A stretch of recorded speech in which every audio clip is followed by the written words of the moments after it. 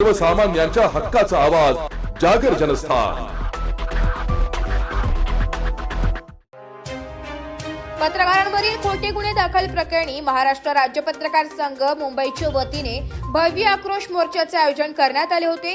पाचोरा येथील महाराष्ट्र राज्य पत्रकार संघाचे प्रदेश उपाध्यक्ष किशोर राय साकडा, भुवनेश दुसणे, राकेश सुतार, राकेश बेलदार यांच्यावर पाचोरा पोलीस स्टेशन येथे खंडणीचा खोटा गुन्हा दाखल करण्यात आलाय। या विरोधात पत्रकारांमध्ये प्रचंड असंतोष निर्माण झाला होता। त्यामुळे जळगाव, धुळे, नंदुरबार जिल्ह्यातील पत्रकार बांधवांनी एकत्रित येत या घटनेचा निषेध व्यक्त करण्यात आलाय।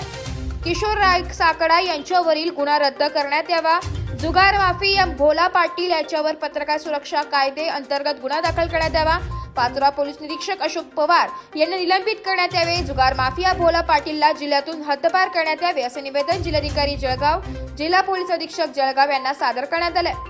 यावेळी नाशिक विभागीय अध्यक्ष जितेंद्र सिंग राजपूत, नाशिक विभागीय अध्यक्ष इलेक्ट्रॉनिक मीडिया समाधान मैराळे, उत्तर महाराष्ट्र विभागीय अध्यक्ष प्राध्यापक विजय गाडे, जळगाव जिल्हाध्यक्ष सुनोल भोळे, महिला जिल्हाध्यक्ष भाग्यश्री पाटील, बल्लाळेश्वर युवा फाउंडेशनचे हरिभाऊ पाटील, जळगाव जिल्हा इलेक्ट्रॉनिक मीडिया जिल्हाध्यक्ष अयाज मोहसिन तसेच जळगाव, धुळे, नंदुरबार जिल्ह्यातील पत्रकार बांधव उपस्थित होते।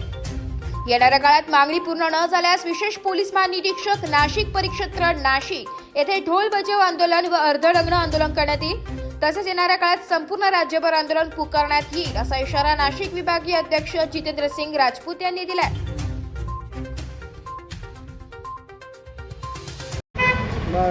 राकेश सुतारला मार्च महिन्यामध्ये वेळ ठार मारण्याची धमकी देण्यात आली। त्यानंतरही पोलीस निरीक्षकांचे प्रकरण दाबून टाकलं आणि पत्रकार सुरक्षा कायद्याअंतर्गत कारवाई न करता साधी एनसी दाखल करून घेतली। त्यानंतर किशोरजी राय साकडा यांना सुद्धा मारहाण करून त्यांच्यावर जुगार माफियावर गुन्हा दाखल करण्याऐवजी किशोर राय साकडावर यांच्यावर खोटा खंडणीचा गुन्हा दाखल करण्यात आला।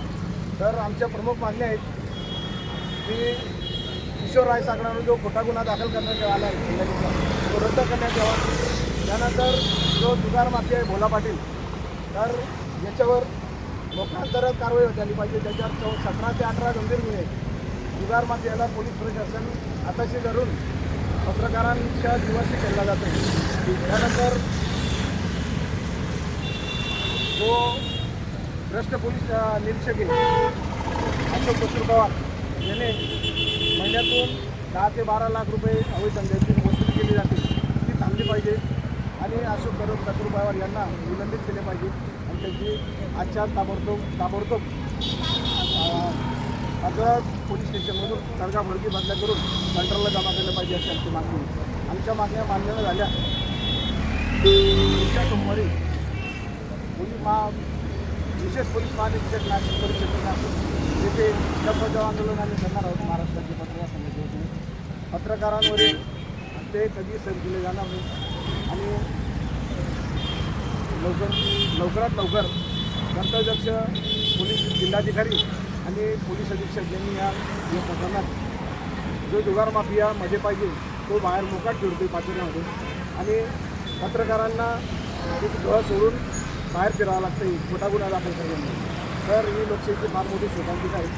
म्हणून येत्या सोमवारपर्यंत कर्तव्यदक्ष जिल्हाध्यक्ष, जिल्हाधिकारी आणि कर्तव्यदक्ष पोलीस अधीक्षक यांनी कारवाई न केल्यास आम्ही उग्र स्वरूपाचे नागरिक आंदोलन विशेष पोलीस महानिरीक्षक नाशिक परिक्षेत्र यांच्या कार्यालयावर करणार आहोत। माझं नाव राजपूत, मी नाशिक विभागीय अध्यक्ष महाराष्ट्रातील पत्रकार संघ मुंबई। जागर जनस्थान करिता फराज अहमद, जळगाव।